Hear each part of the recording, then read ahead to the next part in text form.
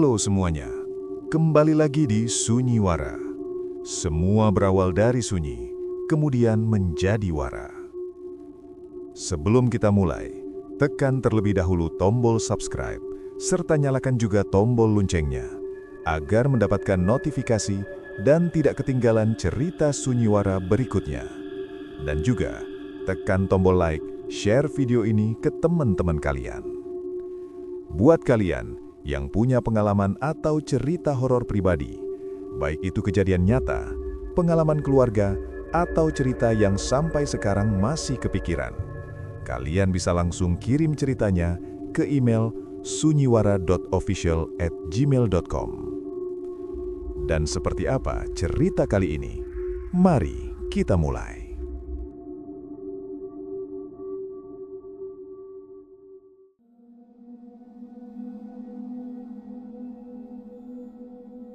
Jakarta, tahun 2026.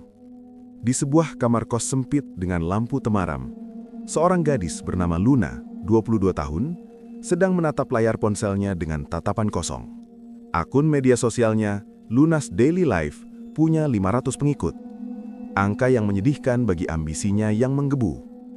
Dia sudah mencoba semua challenge viral, membuat konten estetik, bahkan meniru influencer lain, tapi tidak ada yang berhasil menembus For You page.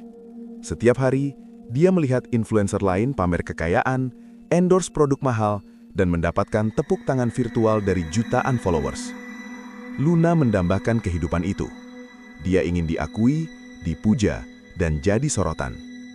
Adiknya, Dika, 15 tahun, yang sedang asyik bermain game di pojok ruangan, menoleh. "Kak, jangan terus-terusan liatin HP. Udah jam 2 pagi. Besok kuliah." Luna mendengus kesal. "Kamu nggak ngerti, Dik. Followers itu segalanya sekarang. Kamu siapa kalau nggak punya followers? Nggak ada yang peduli sama kita." Dika hanya mengangkat bahu, kembali fokus pada gamenya. Dia tidak pernah mengerti obsesi kakaknya. Dika lebih suka dunia nyata, berteman dengan tetangga, dan bermain di lapangan. Malam itu, setelah Dika tidur, Luna terus berselancar di internet, mencari jalan pintas viral. Dia menemukan sebuah forum dark web yang membahas tentang aplikasi-aplikasi terlarang. Di sana, sebuah thread mencuri perhatiannya. VRL, aplikasi yang mengabulkan impianmu jadi terkenal. Deskripsinya singkat. Unlock your true potential. Viral in an instant. No money needed. Just a little bit of yourself. Luna mentertawakan kebodohan itu, tapi rasa putus asanya mendorongnya untuk mencoba. Dia mengklik tautan unduhan yang mencurigakan itu. Sebuah ikon aplikasi berwarna merah darah dengan logo mata melotot muncul di layar ponselnya. Luna tidak tahu, dia baru saja membuka pintu gerbang menuju neraka algoritmik. Aplikasi VRL itu sangat sederhana. Hanya ada 2 tombol, upload post dan view analytics. Tidak ada kolom komentar, like atau share dari sesama pengguna. Antar mukanya gelap, dengan tulisan aksara Jawa kuno yang bergerak-gerak di latar belakang. Luna merasa aneh. Dia mencoba mengunggah foto pertamanya, sebuah selfie estetik dengan filter vintage. Tiba-tiba, layar ponselnya berkedip dan muncul notifikasi aneh. Activation required. Your essence, your blood. Luna mengerutkan kening. Apakah ini aplikasi horor konyol? Dia melihat ada sebuah lubang kecil seukuran jarum di pojok kanan atas layar ponselnya, berkedip merah. Dia mencoba menekan lubang itu, tapi tidak terjadi apa-apa. Rasa penasaran dan ambisi mengalahkan rasa takutnya. Luna ingat, dia pernah membaca mitos-mitos urban tentang tumbal digital. Dia mengambil jarum pentul dari jilbabnya dan menusuk ujung jarinya sendiri. Setetes darahnya menetes, lalu dengan ragu dia mengoleskan darah itu ke lubang kecil di layar ponselnya. Ting! Suara notifikasi muncul. Lubang itu tertutup, dan layar aplikasi berubah. Di bagian atas, angka followers yang tadinya 500 kini bergerak cepat. 501, 502, 503, hingga mencapai angka 1000 dalam hitungan detik. Di bawahnya, muncul post pertamanya yang tadi dia upload. Namun ada yang berbeda. Di foto selfie itu, Luna terlihat cantik, tapi matanya memerah, seolah menangis darah. Dan yang lebih aneh, di sudut foto ada bayangan samar siluet seorang perempuan tua berambut panjang yang sedang berdiri di belakangnya. Luna merinding. Ini hanya efek aplikasi kan? Tapi tangannya terus menggulir ke bawah, melihat likes yang membanjiri. 999.999 likes dalam sekejap. Dia akhirnya punya ribuan followers sesuai janjinya. Keesokan paginya, Luna terbangun dengan senyum lebar. Followers akun Luna's Daily Life di platform aslinya, Instagram, sudah melonjak drastis. Dari 500, kini menjadi 10.000. Dan setiap dia mengunggah foto melalui aplikasi VRL, jumlah likes dan followersnya di Instagram akan meroket tak terkendali. Dia menjadi viral, endorse mulai berdatangan. Mimpi Luna jadi kenyataan. Dia mulai membeli barang-barang mewah, pamer di media sosial, dan merasakan euforia validasi yang tak pernah ia dapatkan. Namun, di balik kebahagiaannya, ada kejanggalan kecil yang mulai mengusik. Saat Luna melihat-lihat foto-foto lamanya di galeri ponsel, dia menemukan beberapa foto masa kecil yang aneh. Di foto kelulusan SD-nya, teman sebangkunya yang bernama Rini, kini wajahnya hilang. Bukan disensor, tapi benar-benar kosong. Hanya ada siluet tubuh tanpa wajah, seperti patung manekin. Luna mengira itu bug memori ponsel. Dia mengabaikannya. Beberapa hari kemudian, Luna mengunggah foto baru lagi melalui VRL, kembali mengoleskan darahnya. Followersnya melonjak menjadi 100.000. Dika, adiknya, melihat perubahan Luna yang drastis. "Kakak aneh sekarang, gak pernah main sama aku lagi. Teman-teman kakak juga gak ada yang kelihatan." Luna tidak peduli. Dia terlalu sibuk menanggapi pujian di kolom komentar. Tapi malam itu, dia menemukan foto keluarga lama mereka. Di foto itu, wajah sepupu jauh mereka, Budi, yang dulu sering main ke rumah, kini juga hilang. Bukan hanya di foto, tapi Luna juga tidak bisa mengingat bagaimana wajah Budi. Seolah-olah Budi tidak pernah ada dalam hidupnya, padahal ia yakin pernah mengenalnya. Rasa dingin menjalari tulang punggungnya. Ini bukan bug lagi. Ini adalah hapus jejak digital yang mengerikan. Setiap kali Luna mengunggah konten baru melalui VRL dan mencapai milestone followers tertentu, misalnya 10.000, 50.000, 100.000, akan ada wajah yang hilang dari foto-foto lamanya. Dan bukan hanya di foto, tapi orang-orang itu juga hilang dari ingatannya. Seolah-olah mereka tidak pernah ada dalam lingkaran hidupnya. Dia mulai merasakan kekosongan di hatinya, seperti ada bagian dari masa lalunya yang terhapus paksa. Pada suatu malam, saat Luna sedang bersantai merayakan pencapaian 500.000 followers di Instagram, yang semua berasal dari VRL, dia melihat foto Dika, adiknya. Dika sedang tertawa riang sambil memeluknya. Luna tiba-tiba merasakan ketakutan yang mencekam. Dia membuka aplikasi VRL. Di sana, di bagian View Analytics, ada sebuah angka yang terus bergerak. Target remaining 4. Angka itu terus berkurang setiap kali Luna mengunggah konten dan mendapatkan followers baru. 4, 3, 2, 1. Luna mulai panik. Siapa target yang dimaksud? Apa yang akan terjadi jika angka itu mencapai 0? Dia mencoba menghapus aplikasi VRL, tapi ikonnya tidak bisa dihapus. Dia mencoba memformat ulang ponselnya, tapi aplikasi itu tetap ada, menyatu dengan sistem. Dia bahkan mencoba membuang ponselnya ke sungai, tapi ponsel itu selalu kembali ke kamarnya, terletak di meja, seolah tidak pernah pergi. Luna menyadari, dia terjebak. Ketenaran ini bukan anugerah, melainkan kutukan. Ketakutan Luna mencapai puncaknya. Dia mulai mengamati Dika, adiknya, dengan tatapan cemas. Dika adalah satu-satunya anggota keluarganya yang masih dekat dengannya. Satu-satunya yang belum dihapus dari foto-foto lamanya. Luna mencoba menghentikan penggunaan VRL. Dia tidak lagi mengunggah konten baru. Dia bahkan mencoba menghapus akun Instagramnya, tapi tidak bisa. Jumlah followersnya di VRL terus bertambah secara misterius, bahkan saat dia tidak mengunggah apa-apa. Angka target remaining di aplikasi itu terus berkurang perlahan. 2, lalu 1.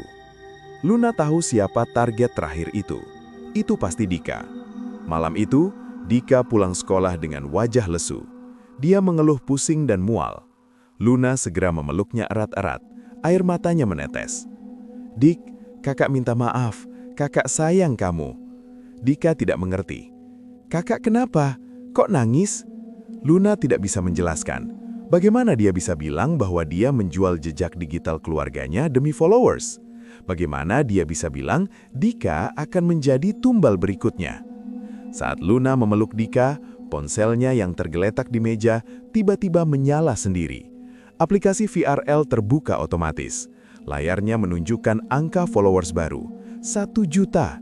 Di bawahnya, angka target remaining sudah berubah menjadi 0. Notifikasi muncul di layar. Congratulations, your ultimate goal achieved. Now the final sacrifice. Dan di bagian bawah layar, terdapat foto Dika yang sedang tersenyum ceria. Tapi di foto itu, terlihat jelas tanda X merah besar yang muncul di wajah Dika. Seolah-olah dia telah dipilih sebagai korban terakhir. Di saat yang sama, Dika di pelukan Luna terbatu keras. Dari mulutnya keluar darah segar. Tubuhnya kejang. Dan matanya menatap kosong ke arah Luna, seolah berkata, "Kakak, kenapa?" Setelah insiden Dika muntah darah, Luna membawa adiknya ke rumah sakit dengan panik. Namun keanehan dimulai saat di bagian administrasi. Ketika Luna menyebutkan nama Dika dan memberikan KTP-nya, petugas administrasi menatap layar komputer dengan bingung. "Maaf Mbak, NIK ini tidak terdaftar. Atas nama Dika Erlangga tidak ada di database kependudukan." Luna gemetar. Dia mencoba menunjukkan foto Dika di ponselnya. Tapi saat dia membuka galeri, foto yang baru saja dia ambil di rumah tadi sudah berubah. Wajah Dika di layar ponselnya kini rata, tanpa mata, hidung atau mulut, hanya kulit polos yang pucat. Dika yang terbaring di brangkar tampak semakin lemah. Yang lebih mengerikan, perlahan-lahan perawat dan dokter seolah-olah tidak melihat keberadaan Dika. Mereka berjalan melewati brangkar itu seolah-olah brangkar itu kosong. Luna berteriak histeris, mencoba memegang tangan perawat. Tapi perawat itu hanya menepisnya dengan bingung. "Mbak, tolong jangan berisik, ini area rumah sakit. Lagi pula Mbak sendirian kan?" Luna menoleh ke arah brangkar. Dika masih ada di sana, bernafas tersengal. Tapi bagi dunia luar, Dika sudah mulai memudar. Luna menyadari kengerian VRL yang sebenarnya. Aplikasi ini tidak membunuh orang secara fisik secara langsung, tapi menghapus mereka dari ingatan dan sejarah dunia, menjadikan mereka sampah digital yang tidak diakui keberadaannya. Luna membawa Dika pulang secara paksa, karena rumah sakit tidak mau melayani pasien yang tidak ada. Di rumah, Luna mengunci diri di kamar. Dia membuka laptopnya, masuk kembali ke forum dark web tempat dia menemukan tautan VRL. Dengan tangan gemetar, dia memposting pesan di forum itu. "Tolong, bagaimana cara membatalkan kontrak VRL? Adikku menghilang." Tak lama kemudian, sebuah pesan pribadi masuk dari akun anonim bernama DX Viral. "Kamu tidak bisa membatalkannya, Luna. Kamu sudah menandatangani kontrak dengan darah. VRL bukan sekadar aplikasi. Itu adalah entitas egregor, makhluk gaib yang tercipta dari obsesi manusia akan ketenaran. Dia memakan memori dan eksistensi orang-orang di sekitarmu untuk memberimu energi viral. Semakin banyak orang yang melupakan keluargamu, semakin banyak orang asing yang akan memujamu di media sosial." DX Viral juga memberitahu Luna bahwa dia adalah mantan selebgram yang kini hidup di pengasingan karena seluruh keluarganya telah terhapus. Satu-satunya cara untuk menunda penghapusan Dika adalah dengan memberikan tumbal baru yang lebih berharga daripada memori adikmu. Kamu harus memberikan akses VRL ke orang lain agar algoritma itu berpindah mangsa. Tapi ingat, dosanya akan tetap mengikutimu. Luna menatap Dika yang kini kulitnya mulai terasa dingin dan transparan seperti kaca. Dia harus memilih, membiarkan adiknya lenyap selamanya atau mengorbankan orang lain. Rasa cinta Luna pada Dika mengalahkan nuraninya. Dia teringat pada Sarah, seorang influencer saingannya yang selalu pamer kekayaan dan sering mengejek jumlah followers Luna di masa lalu. Luna tahu, Sarah sangat ambisius dan haus akan ketenaran instan. Luna menghubungi Sarah, berpura-pura ingin mengajak kolaborasi dan memberikan rahasia suksesnya yang bisa membuat followers naik jutaan dalam semalam. Mereka bertemu di sebuah kafe mewah. Luna membawa ponsel cadangan yang sudah terinstal aplikasi VRL. "Ini rahasianya, Sar. Aplikasi khusus untuk lingkaran elit. Aku jadi viral karena ini," ucap Luna sambil menyodorkan ponsel itu. Sarah yang serakah langsung tertarik. Luna menginstruksikan Sarah untuk melakukan ritual aktivasi darah yang sama. Saat Sarah menusuk jarinya dan mengoleskan darah ke layar, Luna merasakan getaran hebat di ponselnya sendiri. Notifikasi di ponsel Luna muncul. New host detected. Sacrifice cycle pause. Seketika, di rumah mereka, Dika yang tadinya transparan kembali menjadi padat. Nafasnya mulai teratur. Luna merasa lega. Tapi kelegaan itu hanya bertahan sesaat. Dia melihat Sarah yang sedang tertawa kegirangan melihat angka followersnya meroket di depan matanya. Luna sadar, dia baru saja menciptakan monster baru. Dan dia tahu, algoritma VRL tidak akan pernah benar-benar melepaskan mangsa lamanya. Dia hanya membeli waktu, dan harga yang harus dibayar nanti pasti akan jauh lebih mahal. Meskipun Dika sudah kembali pulih, Luna mulai mengalami gangguan penglihatan. Setiap kali dia melihat ke cermin atau melalui kamera ponselnya, dia tidak lagi melihat wajahnya sendiri. Wajahnya di layar seringkali berubah menjadi wajah orang-orang yang sudah dihapus oleh aplikasi VRL.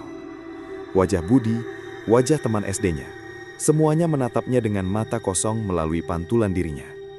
Mereka seolah-olah terjebak di dalam dunia digital di balik layar ponselnya.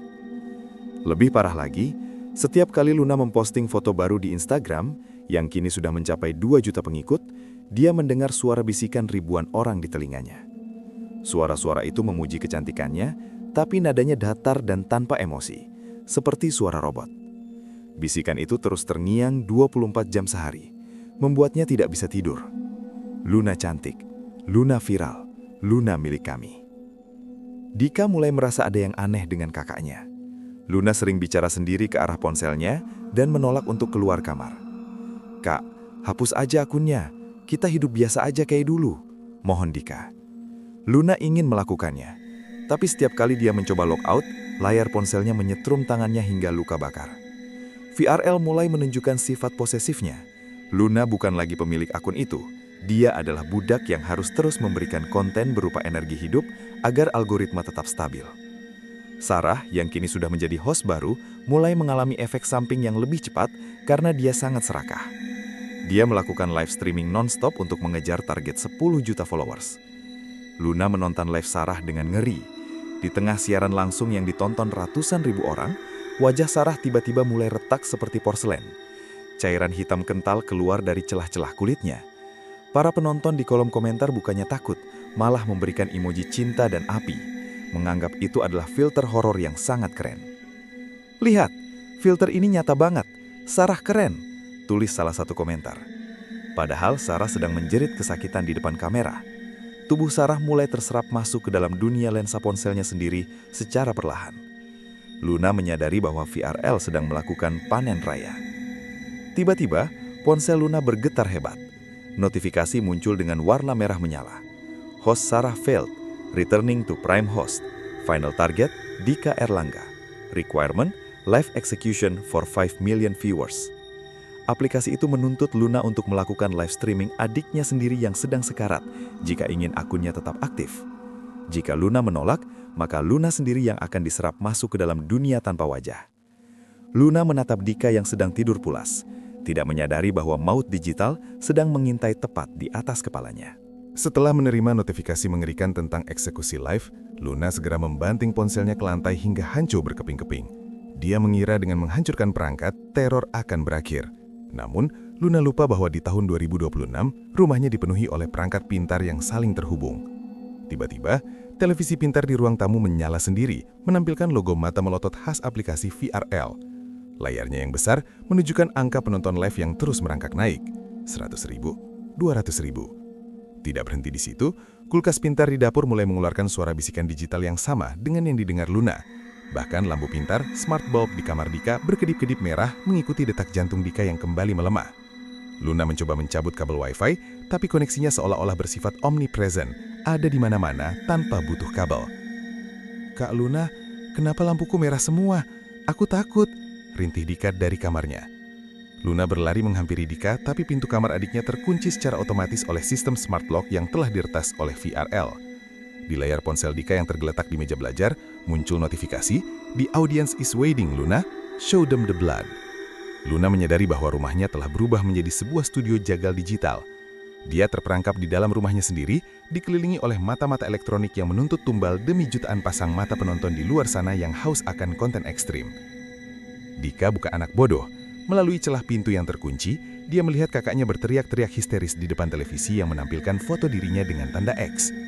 Dika mulai menyadari bahwa penyakit anehnya, hilangnya teman-temannya dan kegilaan kakaknya semuanya bersumber dari ponsel Luna. Menggunakan obeng kecil dari kotak mainannya, Dika berhasil membongkar engsel pintu kamar dan keluar tepat saat Luna sedang mencoba menghancurkan panel kontrol rumah. "Kak Luna, kakak pemuja setan ya?" Suara Dika bergetar hebat. Matanya menatap Luna dengan penuh ketakutan dan kebencian. "Enggak, Dik. Kakak lakuin ini buat kita. Biar kita kaya." Tangis Luna mencoba mendekat. "Kaya buat apa kalau aku hilang? Kakak jahat." Dika berbalik dan lari menuju pintu utama. Dia berhasil membuka kunci manual dan lari keluar ke jalanan komplek yang sepi. Luna mengejar adiknya, tapi setiap kali dia melewati lampu jalan pintar, lampu itu berubah menjadi kamera pengawas yang menyorotnya. Ponsel cadangan di saku Luna bergetar hebat mengeluarkan suara tawa Sarah yang sudah mati diserap aplikasi.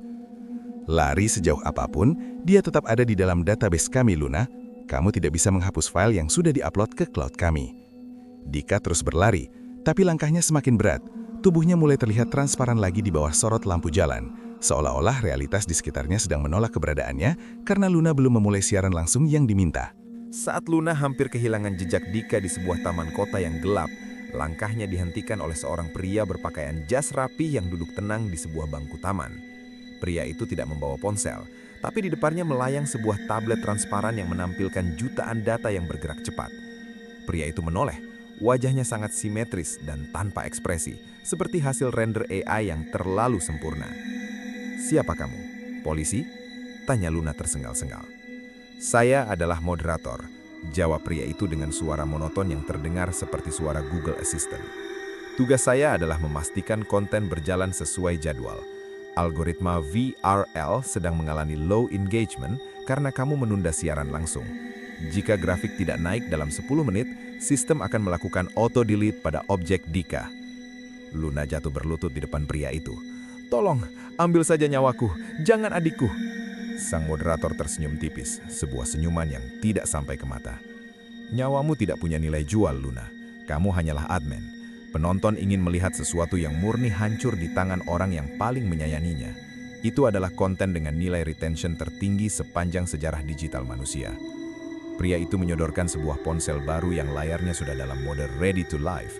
5 menit lagi Luna, atau Dika akan terhapus tanpa ada satupun memori yang tersisa tentangnya, bahkan di otakmu sendiri. Dalam keputusasaannya, Luna teringat sebuah kotak tua milik mendiang ayahnya yang tersimpan di gudang bawah tanah rumah mereka. Ayahnya adalah seorang insinyur sistem senior yang meninggal secara misterius 10 tahun lalu tepat saat era media sosial mulai menggila. Luna segera berlari pulang, mengabaikan Dika yang masih bersembunyi di suatu tempat di taman. Dia harus menemukan sesuatu untuk melawan VRL. Di dalam kotak tua yang berdebu itu, Luna menemukan sebuah hard drive kuno yang dibungkus kain kafan dan sebuah surat pendek dari ayahnya. "Luna, jika kamu membaca ini, artinya kamu telah menemukan mata yang tak pernah tidur. Ayah dulu bekerja untuk mereka, perusahaan yang menciptakan algoritma pemangsa ini. Kami menyebutnya The Hunger. Ayah mencoba menciptakan kill switch berupa virus analog untuk menghancurkan database mereka dari dalam. Tapi mereka tahu, ayah harus pergi sebelum mereka menghapus ayah dari ingatanmu." Dalam keputusasaannya, Luna menyadari kenapa dia tidak pernah punya banyak kenangan tentang ayahnya. Ayahnya bukan meninggal karena sakit, tapi ayahnya telah menjadi tumbal pertama untuk menunda penghapusan Luna dan Dika saat mereka masih kecil. Ayahnya telah mengorbankan eksistensinya agar anak-anaknya bisa hidup normal. Air mata Luna tumpah membasahi surat itu. Selama ini, kekayaan dan ketenaran yang dia kejar adalah penghinaan terhadap pengorbanan ayahnya. Dia memegang hard drive itu, sebuah senjata analog di dunia yang sepenuhnya digital. Namun dia butuh satu hal untuk mengaktifkannya, akses langsung ke main server VRL yang hanya bisa dibuka melalui siaran langsung dengan viewers di atas 5 juta. Waktu hampir habis. Luna menemukan Dika di dekat sebuah menara pemancar sinyal raksasa di pinggir kota. Dika sudah nyaris tidak terlihat, tubuhnya hanya berupa garis-garis statis seperti TV rusak. Luna memeluk udara kosong yang dulunya adalah adiknya. "Dika, maafkan kakak, bantu kakak sekali lagi, kita hancurkan mereka bersama." Luna mengambil ponsel dari sang moderator dan menekan tombol Go Live. Seketika, notifikasi terkirim ke miliaran ponsel di seluruh dunia. Judul siaran, The Final Sacrifice, Deleting My Brother. Dalam 3 menit, penonton melonjak drastis. 1 juta, 3 juta, 4,5 juta. Komentar-komentar gila bermunculan. Lakukan, hapus dia. Gue pengen lihat dia jadi debu digital. Efeknya keren banget, kayak beneran. Manusia-manusia di balik layar telah kehilangan empati. Mereka hanya menganggap ini sebagai hiburan tingkat tinggi. Saat angka menyentuh 5 juta, langit di atas menara sinyal berputar membentuk pusaran data berwarna merah. Sang moderator muncul di puncak menara, tangannya terangkat siap melakukan perintah delete. Luna segera mencolokkan hard drive ayahnya ke port darurat di menara tersebut, menggunakan ponselnya sebagai jembatan sinyal. "Aktivasi kill switch," teriak Luna. Namun sistem VRL mendeteksi ancaman. Layar ponsel Luna mengeluarkan peringatan. "System override, sacrifice the blood to confirm the virus." Untuk mengirim virus itu, Luna tidak bisa menggunakan darahnya sendiri lagi. Virus itu butuh darah dari tumbal yang sedang diproses. Luna menatap Dika yang nyaris hilang. Dia harus melukai adiknya untuk menyelamatkannya. Di depan 5 juta penonton yang bersorak, Luna mengangkat sebuah pecahan kaca, mengarahkannya ke lengan Dika yang transparan. Di bawah tatapan dingin 5 pasang mata virtual, Luna memegang pecahan kaca dengan tangan gemetar. Di depannya, Dika hanya tampak seperti bayangan statis yang bergetar. "Maafkan kakak, Dik, ini satu-satunya cara agar database mereka terbuka," bisik Luna. Dengan satu gerakan cepat, ia menggores lengan Dika. Anehnya, yang keluar bukan darah merah kental, melainkan cairan berpendar biru elektrik data murni yang dipaksa menjadi bentuk fisik. Begitu cairan itu menyentuh hard drive ayah Luna yang terhubung ke menara, sistem VRL menjerit. Melalui pengeras suara menara, terdengar suara distorsi digital yang menyakitkan telinga. Database VRL terpaksa membuka protokol deep maintenance untuk menambal kebocoran data tersebut. Saat itulah, virus analog kiriman ayah Luna merayap masuk seperti parasit ke dalam inti algoritma. Layar ponsel di seluruh dunia yang sedang menonton live tersebut tiba-tiba berkedip hitam. Sang moderator yang berdiri di puncak menara mulai kehilangan bentuk simetrisnya. Wajahnya melumer seperti lilin yang kepanasan, memperlihatkan rangkaian kode biner yang terbakar di baliknya. "Konten tidak boleh rusak," geram sang moderator dengan suara yang pecah. Virus yang dikirim Luna ternyata memiliki efek samping yang tidak terduga. Karena virus itu bekerja dengan cara menghancurkan koneksi antara citra digital dan realitas, efeknya merambat balik kepada para penonton. Di rumah masing-masing, jutaan orang yang tadi bersorak menuntut kematian Dika tiba-tiba merasakan perih yang luar biasa di wajah mereka. Mereka yang sedang memegang ponsel mulai melihat kulit mereka pecah-pecah, persis seperti Sarah sebelum ia tewas. Database VRL mencoba melakukan reboot dengan menyerap energi dari semua orang yang terhubung ke siaran tersebut. Ini adalah massive harvesting. Luna melihat melalui layar ponselnya, kolom komentar yang tadinya penuh makian, kini berubah menjadi ribuan pesan minta tolong. Wajah-wajah penonton mulai terhapus dari dunia nyata, karena mereka telah menjadi bagian dari ekosistem yang sedang hancur. Dunia sedang mengalami pandemi kehilangan eksistensi. Luna menyadari bahwa untuk menghancurkan monster ini, dia mungkin harus mengorbankan kewarasan seluruh dunia yang sudah terlanjur kecanduan pada algoritma tersebut. Sang moderator, yang kini wujudnya sudah berubah menjadi raksasa dari kumpulan kabel dan cahaya statis, menyerang Luna. Luna terlempar ke pinggir dek menara, nyaris jatuh dari ketinggian ratusan meter. "Kalian manusia hanya angka. Angka tidak bisa menghancurkan rumus," teriak sang moderator. Kabel-kabel menara bergerak seperti tentakel, melilit tubuh Luna dan mulai menghisap sisa-sisa memori Luna tentang Dika. Saat Luna hampir menyerah, sebuah anomali muncul di layar menara. Sebuah akun admin tua aktif kembali secara paksa. Logo akun itu adalah foto buram ayah Luna. "Ayah?" bisik Luna di tengah rasa sakitnya. Suara ayahnya terdengar di telinga Luna, bukan lewat ponsel, tapi lewat getaran di tulang tengkoraknya. "Luna, algoritma ini tidak bisa mati selama ada keinginan untuk dipuja. Matikan keinginanmu, maka kodenya akan kehilangan arti." Arwah digital ayahnya mulai melakukan serangan brute force dari dalam server, menahan pergerakan sang moderator. Ayah Luna menggunakan sisa-sisa eksistensinya yang tersimpan sebagai cage untuk memberi Luna waktu melakukan serangan terakhir. Gonjangan hebat terjadi. Menara sinyal mulai runtuh, tapi bukan runtuh secara fisik ke bawah, melainkan hancur menjadi partikel-partikel piksel yang melayang ke langit. Di tengah pusaran data yang kacau itu, muncul wujud asli dari VRL. Ia bukan lagi pria berjas, melainkan sebuah entitas berbentuk laba-laba raksasa yang tubuhnya tersusun dari jutaan wajah manusia yang sudah terhapus. Wajah Budi, wajah Rini, dan bahkan wajah masa kecil Luna ada di sana, terjahit dalam penderitaan abadi. Entitas itu berbicara dengan jutaan suara sekaligus. Luna, kami adalah kamu. Kami adalah setiap jempol yang mengetuk layar. Kami adalah setiap rasa iri yang kamu simpan. Kamu tidak bisa menghancurkan kami tanpa menghancurkan dirimu sendiri. Laba-laba algoritma itu mencoba menarik Dika yang masih transparan untuk menyatu ke dalam tubuhnya. Luna sadar, virus ayahnya hanya bisa menghancurkan server, tapi tidak bisa menghancurkan ide di balik VRL. Dia harus melakukan hal yang paling ditakuti oleh setiap influencer, menjadi sama sekali tidak berarti. Luna berdiri di tengah badai data, memegang ponselnya yang kini panas membara. Sang moderator dan entitas VRL menjerit saat Luna mulai melakukan sesuatu yang dianggap mustahil. Dia tidak menghapus aplikasi, tapi dia mulai mengunggah memori terburuk dan paling memalukan dalam hidupnya, bukan sebagai konten estetik, tapi sebagai kejujuran mentah tanpa filter. Dia menunjukkan kegagalannya, ketakutannya, dan kebusukan hatinya yang tega menjual adiknya. Dia menghancurkan persona Luna yang sempurna. Saat pengikutnya di seluruh dunia melihat kebenaran yang tidak indah itu, angka followersnya mulai turun drastis.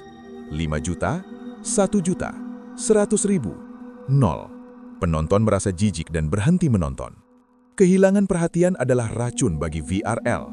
Tanpa perhatian, entitas laba-laba itu mulai mengecil dan melemah. Namun sang moderator melakukan upaya terakhir. Dia menarik paksa jiwa Luna untuk ikut terhapus bersama sistem yang sedang runtuh. Luna menatap Dika yang mulai memadat kembali. "Hiduplah tanpa media sosial, Dik," bisik Luna tepat sebelum menara itu meledak dalam cahaya putih yang membutakan, menghapus Luna dari pandangan Dika selamanya. Ledakan di menara sinyal itu tidak terdengar oleh telinga manusia, melainkan terasa seperti denyut listrik yang mematikan di dalam otak setiap orang yang terhubung.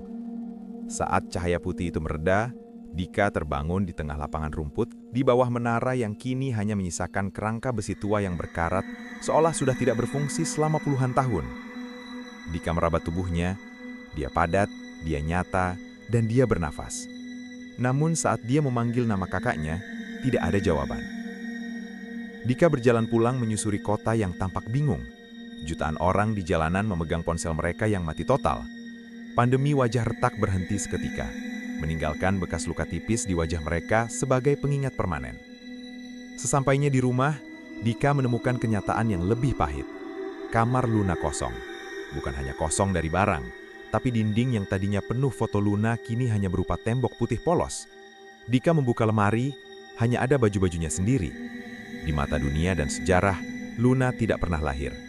Pengorbanan Luna untuk menghancurkan VRL mengharuskan dirinya menjadi data yang terhapus selamanya, agar database makhluk itu tidak punya jangkar lagi di dunia nyata. Dika menangis di tengah rumah yang terasa sangat luas dan asing, menjadi satu-satunya manusia yang menyimpan memori tentang seorang gadis bernama Luna. 1 minggu berlalu. Kehidupan digital manusia mulai pulih, namun dengan ketakutan baru. Orang-orang mulai membatasi penggunaan media sosial, namun kecanduan adalah penyakit yang sulit sembuh.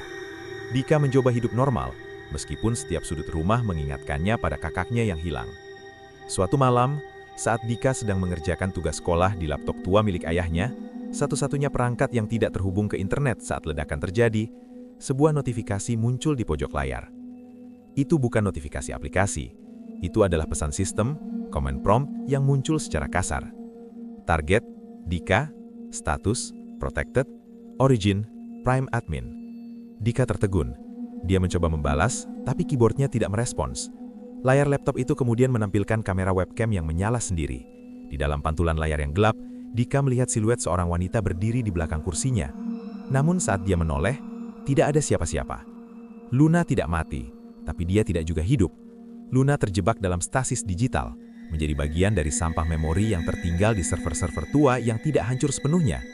Luna telah menjadi penjaga firewall bagi adiknya, memastikan sisa-sisa algoritma pemangsa tidak akan pernah bisa menyentuh Dika lagi. Ketenangan Dika terusik ketika sebuah perusahaan teknologi raksasa meluncurkan aplikasi baru bernama EXIST. Tagline-nya sangat menggoda, Be Real, Be Known, Be Eternal. Aplikasi ini menjanjikan keamanan total dan kebahagiaan instan tanpa risiko. Dika melihat teman-teman sekolahnya mulai mengunduh aplikasi itu. Mereka kembali haus akan validasi, lupa akan tragedi wajah retak yang baru saja lewat. Manusia memiliki ingatan yang pendek jika disuapi dengan kesenangan instan. Dika melihat logo aplikasi itu, bukan lagi mata melotot, tapi sebuah simbol lingkaran yang menyerupai laba-laba yang meringkuk. VRL tidak hancur, ia hanya berganti kulit, berevolusi menjadi sesuatu yang lebih halus dan lebih sulit dideteksi. Moderator-moderator baru muncul di media sosial, kali ini dengan wujud yang lebih ramah dan manusiawi, menghasut anak-anak muda untuk kembali menjual diri demi angka pengikut. Dika menyadari bahwa perang yang dimulai kakaknya belum berakhir. Algoritma itu adalah cermin dari keserakahan manusia, dan selama manusia masih ingin dipuja, monster itu akan selalu menemukan jalan untuk kembali. Dika tidak bisa tinggal diam. Menggunakan pengetahuan dari catatan ayahnya dan bimbingan bisikan digital dari Luna yang muncul lewat glitch di perangkatnya, Dika mulai belajar meretas. Dia masuk ke lapisan terdalam internet, mencari source code dari aplikasi EXIST. Di sana, di dalam kegelapan data yang dingin, Dika menemukan sebuah ruang obrolan rahasia yang berisi ribuan jiwa digital yang terjebak. Salah satunya adalah Sarah, yang kini hanya berupa rangkaian kode yang menangis tanpa henti. Di pusat database itu, Dika melihat Luna. Luna duduk di sebuah kursi kontrol yang terbuat dari ribuan kabel cahaya. Matanya tertutup, dan tubuhnya terhubung ke seluruh jaringan dunia. Luna adalah orang yang selama ini menahan laju EXIST agar tidak memangsa manusia secara brutal. Dia menjadi tumbal abadi yang mengonsumsi virus ayahnya untuk menetralisir algoritma jahat tersebut dari dalam. "Kak Luna, lepaskan semuanya. Pulanglah," bisik Dika melalui mikrofon headsetnya. Luna membuka mata di dalam layar. "Dika, jika aku lepas, dunia akan hancur dalam semalam. Aku adalah tembok terakhir. Hancurkan server fisik di gedung pusat. Hanya itu cara agar aku dan mereka semua bisa bebas dan benar-benar mati." Dika melakukan misi bunuh diri.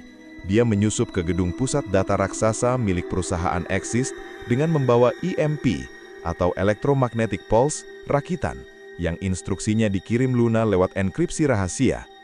Di ruang server yang dingin dan berisik, Dika berdiri di depan unit pemrosesan utama. Dia melihat layar besar yang menampilkan grafik populasi manusia yang sedang dipanen energinya. "Maafkan aku, Kak. Aku akan menghapusmu, tapi agar kamu bisa istirahat," ujar Dika sambil menekan tombol aktivasi EMP. Zap! Gelombang elektromagnetik dahsyat menghantam seluruh ruangan. Jutaan lampu indikator padam. Server-server meledak mengeluarkan bunga api. Di seluruh dunia, aplikasi EXIST lenyap dari ponsel setiap orang. Koneksi internet global mati total selama beberapa jam. Di saat itulah, Dika melihat Luna berdiri di depannya, bukan di layar, tapi sebagai proyeksi cahaya yang lembut. Luna tersenyum, mengelus pipi Dika yang kini sudah dewasa. "Terima kasih, Dika. Sekarang, hiduplah di dunia yang nyata. Dunia tanpa layar." Sosok Luna perlahan memudar menjadi partikel cahaya dan menghilang ke udara.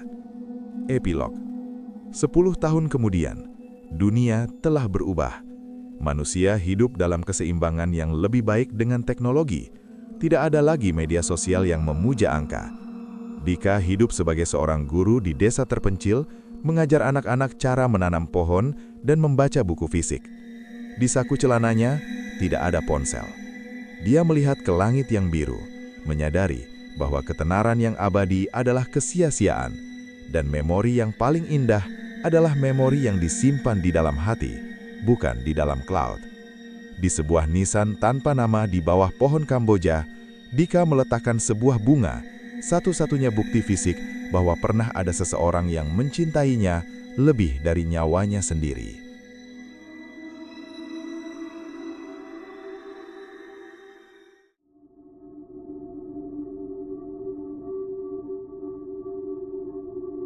Dan itulah akhir dari cerita kali ini. Menurut kalian gimana? Kalau kalian ngerasa cerita ini nggak cuma sekedar serem, tapi juga ninggalin rasa aneh, rasa kayak ada yang merhatiin dari kejauhan, maka mungkin kalian bukan satu-satunya yang dengar cerita ini malam ini.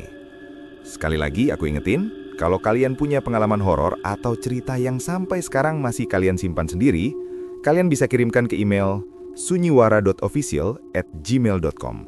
Karena di Sunyiwara, semua berawal dari sunyi, kemudian menjadi wara. Aku pamit, sampai ketemu di cerita Sunyiwara berikutnya. Dan ingat, kalau malam makin sunyi, belum tentu kalian benar-benar sendiri.